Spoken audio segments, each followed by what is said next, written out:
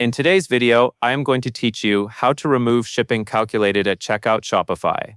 This change is done inside your theme's language, or default content settings. That means you are not changing your shipping rates or how shipping is actually calculated. You are only removing the text that shows up to customers, usually near shipping or totals, where it says that shipping is calculated at checkout. Start by logging into your Shopify admin. From the left-hand menu, go to Online Store, then open Themes. Here you will see your current active theme at the top.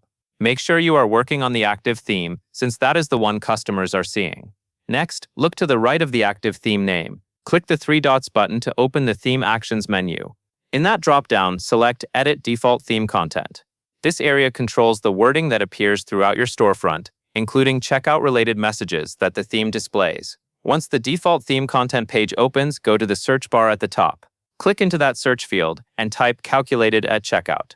As you type, Shopify will filter the results and show the matching text entries. You will typically see several fields appear, and they may be in different sections depending on your theme, such as cart, shipping, or general wording. Now click into each field that contains the phrase and delete the text inside. Removing the text will stop your theme from showing that message. If you prefer not to leave it blank, you can replace it with a shorter, clearer message that fits your store. Keep any replacement text simple and consistent with your brand voice.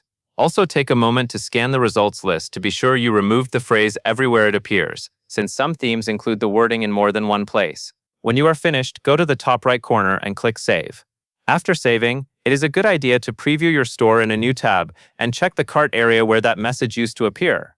If you still see it, return to the same search and confirm there are no remaining fields with that phrase. And that is all there is to it.